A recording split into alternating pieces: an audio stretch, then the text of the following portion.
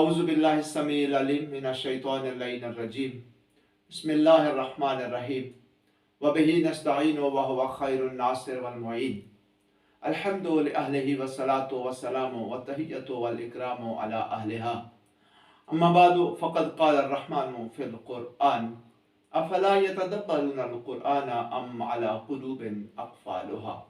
इरशाद परवरदिगार है कि क्या ये लोग कुरान में गौर व फिक्र नहीं करते या इनके दिलों पर ताले लगे हुए हैं। नाज़रीन इकराम, प्रोग्राम मारिफ़ ईमान के 12वें सेशन के साथ हाजिर खिदमत हूँ। साबका सेशन सोशल मीडिया की अहमियत और उसके असरात के मौजू के साथ मुख्तस था और उससे पहले हमारी गुफ्तगू इस मंजिल तक पहुँची थी कि अल्लाह तबारक व तआला ने ज़मीन में अपनी खिलाफत और लोगों की इमामत के लिए 3 चीज़ों को मेयार करार दिया है। पहली चीज़ ये कि खलीफा और इमाम वो हो सकता है जो अल्लाह का चुना हुआ हो। दूसरी चीज़, खलीफा और इमाम वो हो सकता है जो लोगों में सबसे ज़्यादा साहिब इल्म हो। और तीसरी चीज़, खलीफा और इमाम वो हो सकता है जो लोगों में सबसे ज़्यादा ताकतवर। और अल्लाह तबारक व तआला ने साहिबाने ईमान के लिए ये हुक्म जारी फरमा दिया, या अय्युहल्लज़ीना आमनुत्तकुल्लाह वब्तगू इलैहिल वसीला। ऐसी हस्ती को, ऐसी शख्सियत को बतौर वसीला तलाश करो कि जिसका इंतखाब अल्लाह ने किया हो, जो अपने ज़माने में सबसे ज़्यादा साहिब इल्म हो और जो अपने ज़माने में सबसे ज़्यादा कुव्वत और ताकत वाला हो। या अल्लाह, जब वसीला बनाना भी तूने है, जब उसके लिए मेयार भी मुकर्रर तूने करना है, तो फिर मुअय्यन भी तू फरमा दे। तो अल्लाह तबारक व तआला की जानिब से ये जवाब मिलता है कि मैंने तो अपने पैगंबर की ज़ुबान वही से वसीला को मुअय्यन कर दिया था, मगर सामरी मिजाज लोगों ने हमारे मुअय्यन शुदा वसीला को पसे पुश डालकर अवाम को अपने बनाए हुए बछड़ों के पीछे लगा दिया। बिल्कुल इसी तरह जिस तरह बनी इसराइल के सामरी ने बहुक्म खुदा मूसा के बनाए हुए खलीफा हज़रत हारून को पसे पुश डालकर अवाम को अपने बछड़े के पीछे लगा दिया। हालांकि हज़रत मूसा अलैहिस्सलाम जाने से पहले ये ऐलान करके जा रहे हैं कि हारून उखलुफनी, कि मूसा ने कहा अपने भाई हारून से कि तू मेरे बाद मेरी कौम में मेरा खलीफा है, मेरा जानशीन है, मेरा नायब है। मगर जब हजरत मूसा अलैहिस्सलाम को हितूर से वापस आए तो क्या देखा, सारी कौम बनी इसराइल सामरी के बछड़े के पीछे लगी हुई है और उनके भाई हारून को तन्हा छोड़ दिया। वलम्मा रजा मूसा इला कौमिही गज़बान आसिफा, गज़बनाक हालत में अफसोस करते हुए कहते हैं, क़ाल बि'सा मा खलफ़्तुमूनी, तुमने मेरे पीछे कितना बुरा किया कि मेरे बनाए हुए खलीफा को छोड़कर एक सामरी के बछड़े को अख्तियार कर लिया। और फिर व अख़ज़ बिरासी अख़ीही यजुर्रुहु इलैहि, और हज़रत हारून को सर से पकड़कर अपनी तरफ खींचा। हारून से कहा कि हारून, तुझे मैं खलीफा बना कर गया था, तुझे क्या हाल हो गया मेरी उम्मत का। हज़रत हारून ने जवाब दिया, क़ाला या इब्न इन्नल क़ौम इस्तज़अफ़ूनी व कादू यक़्तुलूननी, मेरे माँ जाए, इस कौम ने मुझे कमज़ोर कर दिया था, करीब था कि ये लोग मुझे कत्ल कर देते। जब हज़रत मूसा ने अपने भाई हारून को सर और दाढ़ी के बालों से पकड़कर खींचा तो हज़रत हारून ने अर्ज़ की कि ला तअख़ुज़ बिलिहियती वला बिरअसी, मेरा भाई न पकड़ मेरी दाढ़ी और मेरे सर को। इन्नी खशीतु अन तक़ूल फ़र्रक़्त बैना बनी इसराइल, मुझे इस बात का खौफ लाहक हो गया था कि कहीं तू आकर ये कह दे कि तूने मेरी कौम में तफरका पैदा कर दिया। यानी तफरका से बचने की खातिर मैंने खामोशी और सकूत अख्तियार किया। इन आयतों के साथ हम पैगंबर का ये फरमान भी तिलावत करें कि जिसमें पैगंबर फरमाते हैं कि या अली अंत मिन्नी बिमंज़िलति हारून में मूसा, इल्ला अन्नहु ला नबी बादी। ए अली, तुझे मेरे साथ वही मंजिलत हासिल है जो हारून को मूसा के साथ है। फर्क यह है कि ला नबी बादी, मेरे बाद कोई नबी नहीं है। यानी मूसा का भाई हारून मूसा का खलीफा भी था, वजीर भी था और नबी भी था। हाँ, तू मेरा खलीफा भी है, मेरा वजीर भी है, मगर मेरे बाद नबी कोई नहीं, ला नबी बादी। बस अजीजों, जो कुछ मूसा के कोहितूर पर जाने के बाद उम्मत मूसा ने हारून के साथ किया, वही कुछ हजूर के जाने के बाद उम्मत मुसलमान ने मौला अली के साथ किया। फर्क बस ये है, हजरत मूसा अलैहिस्सलाम ने कोहे तूर से पलट कर अपने भाई हारून से सवाल किया था कि मेरा भाई, ये क्या हाल हो गया है इस कौम का, इस उम्मत का। हुजूर लौटे तो नहीं हैं, मगर हुजूर की नियाबत में जुज़्वे रिसालत मआब सल्लल्लाहु अलैहि वसल्लम हजरत फातिमा ज़हरा ने तो मौला अली से सवाल कर दिया। वही सवाल किया मौला अली से जो सवाल हजरत मूसा ने हारून से किया था, और मौला अली ने वही जवाब दिया जो हारून ने जवाब दिया था। इस्लाम की बका की खातिर सब्र का तल्ख घूंट पीने पर हम मजबूर हैं। कुरान मजीद अल्लाह तबारक व तआला की जानब से उम्मत मुस्लिमा के लिए किताब हिदायत है, लेकिन इस किताब में सबसे ज्यादा जिक्र बनी इसराइल का हुआ है, ताकि उम्मत मुस्लिमा बनी इसराइल के वाक़यात से सबक सीखे, नसीहत और इबरत हासिल करे। और पैगंबर ने यह फरमाया था कि ला यअतियन्ना अला उम्मती मा अता अला बनी इसराइल हुज़न नाला बिन नाल, कि मेरी उम्मत का अनकरीब वही किरदार होगा जो बनी इसराइल का किरदार रहा है। मेरी उम्मत का और बनी इसराइल का किरदार इतना एक दूसरे से मुशाबे होगा कि जिस तरह एक पांव की जूती दूसरे पांव की जूती से मुशाबे और बराबर होती है, इसी तरह मेरी उम्मत का और बनी इसराइल का किरदार बराबर होगा, एक जैसा होगा। जो जो काम बनी इसराइल ने किए हैं वही वही काम मेरी उम्मत करेगी। कौम बनी इसराइल ने अंबिया बनी इसराइल को कत्ल किया है, और उम्मत मुसलमान ने भी औसियाए पैगंबर और आइमाए मासूमीन अलैहिस्सलाम को कत्ल किया है। जिस तरह कौम बनी इसराइल ने अंबिया बनी इसराइल को महजूर करके रख दिया था, इसी तरह उम्मत मुसलमान ने भी औसिया पैगंबर आइमाए मासूमीन अलैहिस्सलाम को महजूर करके छोड़ दिया।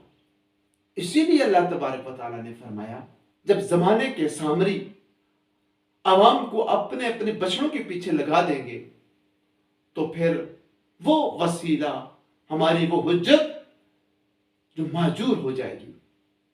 ऐसे हाल में साहिबान ईमान का ये काम है तलाश करें ऐसा वसीला कि जो ऐसा हो कि जिसके आसार से, जिसके आलाम से और पैगंबर गिरामी कदर सल्लल्लाहु अलैहि वसल्लम की पेशन गोइयों से मालूम हो कि यह अल्लाह का चुना हुआ है, जो इल्म में जमाने में सबसे ज्यादा अफजल और बरतर हो, और जो कुव्वत और ताकत में इतना कवी हो, वो इस्लाम जिसका वो वारिस है उसके लिए वो हर कुर्बानी दे सकता हो।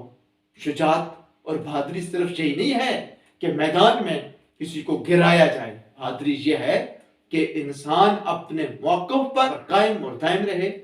ऐसा वसीला तलाश करो।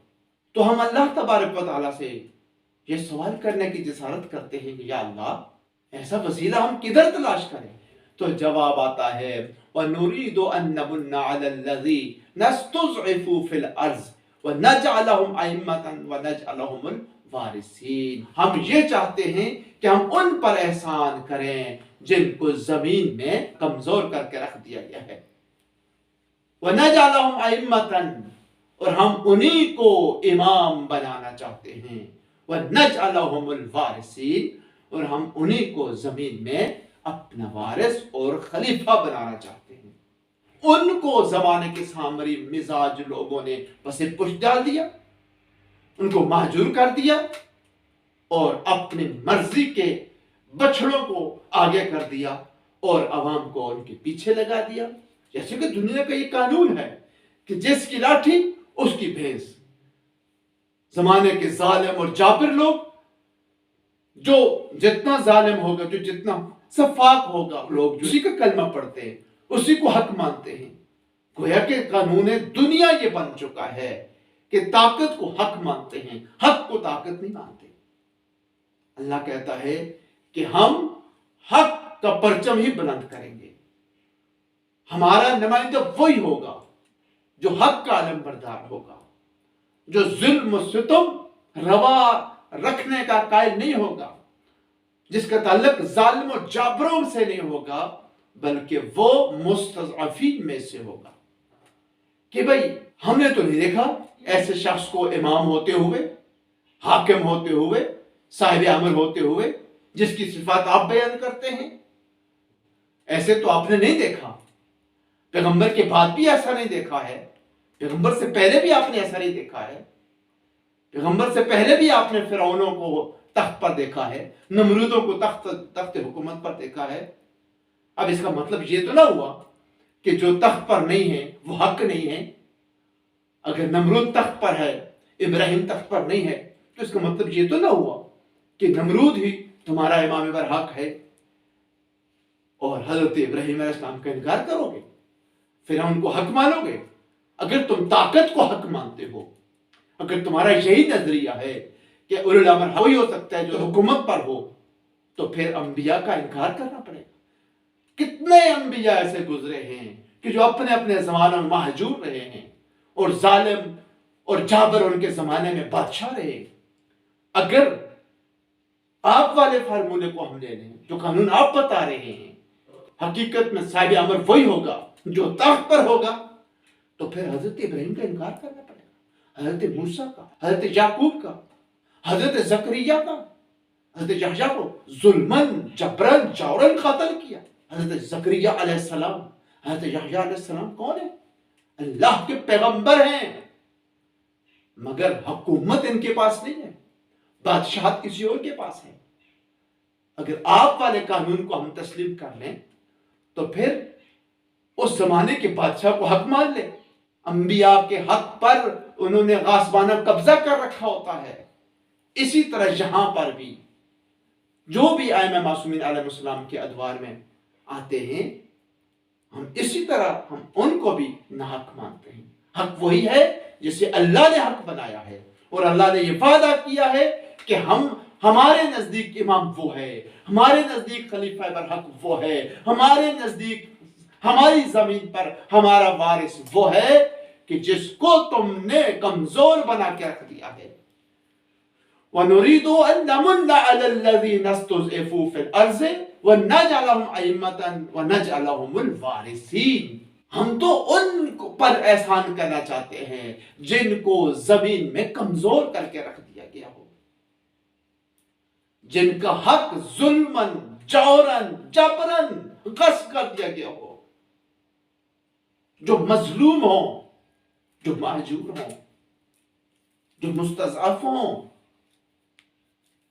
ان کو ہم وَنَجْعَلَهُمْ أَئِمَّةً وَنَجْعَلَهُمُ الْوَارِثِينَ، ہم ان کو امام بنائیں گے اور ہم انہی کو زمین میں اپنے وارث بنائیں گے۔ اس آیت کی عملی تفسیر دیکھنا چاہیں، چلیں سن 60 ہجری 28 رجب کو مدینہ الرسول میں اور دیکھیں کہ کس طرح امام حسین علیہ السلام کے لیے زمین کو تنگ کر کے رکھ دیا، کہ حسین علیہ السلام کو مدینہ چھوڑنے پر مجبور کر دیا گیا۔ تو امام حسین علیہ السلام مدینے سے مکے آئے اور حرم خدا کے پاس رکے، عبادات اور مناجات میں مشغول تھے، کہ وہاں پر بھی سرزمین حرم خدا کو بھی فرزند رسول کے لیے تنگ کر دیا گیا، اور حاجیوں کے لباس میں لوگ تلواریں لے کر آ گئے حسین کو قتل کرنے کے لیے۔ مگر حسین علیہ السلام نے سرزمین حرم کو بھی یہ کہتے ہوئے چھوڑ دیا کہ میں نہیں چاہتا کہ میری وجہ سے حرم خدا کی حرمت پامال ہو۔ تو امام حسین علیہ السلام سن 61 ہجری 2 محرم کو وارد کربلا ہوئے، 10 محرم کو فرزند رسول کا گلا کاٹ دیا۔ صرف یہی ظلم نہیں ہے، فرزند رسول کے اہل و عیال کو قتل کر دیا، ان کے مہمانوں کو، ان کے بھائیوں کو، ان کے عزیزوں کو ان کے ششماہوں کو، ان کے جوانوں کو ظلم و ستم کے ساتھ قتل کر دیا۔ مگر اللہ کا یہ وعدہ ہے کہ ہماری طرف سے ہمارا وارث وہی ہوگا جس کو کمزور کیا گیا ہوگا، جس پر جو مظلوم ہوگا، مہجور ہوگا، وہی ہماری جانب سے زمین پر لوگوں کا امام اور ہمارا وارث اور خلیفہ ہوگا۔ امام حسین علیہ السلام کی عظیم قربانی کے عوض قیامت تک اللہ تبارک و تعالیٰ نے نسل حسین میں امامت کو قائم فرما دیا، اور آج بھی حسین علیہ السلام کا نواں فرزند امام مہدی اجل اللہ فرجہ الشریف زمین میں اللہ کی جانب سے خلیفہ ہے، اللہ کی حجت ہے، اور لوگوں کا وہ امام، رہبر اور پیشوا ہے۔ یہ شجرہ جو امام زمانہ علیہ السلام سے لے کر امام حسین علیہ السلام، پھر وہاں سے پیغمبر گرامی قادر، اللہ تبارک و تعالیٰ نے اسی پاک اور پاکیزہ شجرے کی مثال کلمہ طیبہ کے ساتھ دی ہے۔ کیف ضرب اللہ کیسے مثال بیان کرتا ہے، مثلا کلمۃ طیبۃ، کلمہ طیبہ کی، کا شجرۃ طیبۃ، شجرہ طیبہ کے ساتھ۔ یہی وہ شجرہ طیبہ ہے جس کے ساتھ اللہ نے کلمہ طیبہ کی مثال پیش کی ہے۔ اللہ تبارک و تعالیٰ کی بارگاہ میں دعا ہے ہماری اس مختصر سی کاوش کو اپنی